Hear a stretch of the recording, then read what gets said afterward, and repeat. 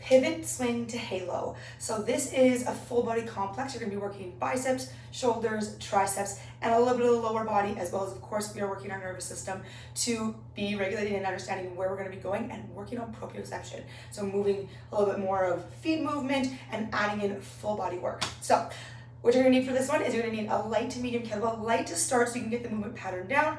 And then once you have the movement pattern figured out in your body, then you can, of course, level up in your weights to challenge yourself accordingly. So starting with your bell between your feet, you're going to bring it up. I'm gonna run all the way from the beginning of the pivot swing in case you forget what that looks like or you haven't watched that video before. So working all the way from the pivot swing up into the halo and how that all flows together. So bell between your feet, you're going to goblet clean, so lats fire on. You're gonna squeeze the bell by pushing your thumbs into it, breaking the handle. You're going to hip drive up into your goblet position. Now, find your feet about hip width apart, and then remember for the beginning of your pivot swing, it is all fancy footwork. So planting down to the one foot, back foot is up on the tiptoes, and in the center, both feet are planted as you rotate other side. So starting off here is your beginning position in your pivot swing, understanding where your feet need to be, how your hips are gonna move, how it feels in your body.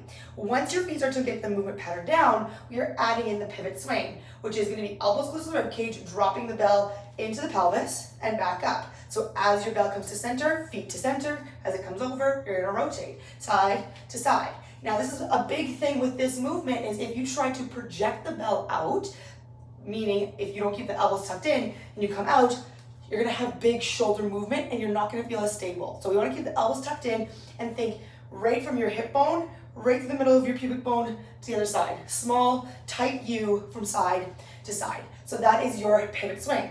Now to add in the halo, you're gonna complete the circle that you're creating. So you're doing the bottom half of a U, and then we're gonna do the top half to make a full circle. So starting up here, you're gonna drop in, catch, bring it all the way back, center of your skull, you're right in the middle of your feet, planted back into center, back into your starting position on the back foot and in the front goblet. So coming down, catch, halo, feet to get on the ground, all the way over, up on the tiptoe, making it full speed, full range of motion for you to see what's going on.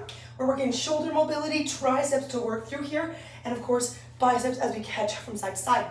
Now, you'll notice I stayed in one circle, one direction the whole time, which means if you have multiple sets of this, then you're going to be needing to go from side to side. Make sure you always start, I always like to start on my dominant side so that I know where I started off and going round two, oh shit, where do I need to be on my non-dominant side. So that is the pivot swing to halo. Start light, work your way up, and play with this one. It's not meant to be super crazy, but it is meant to challenge your brain, your body, and push you out of your comfort zone a little bit. So enjoy.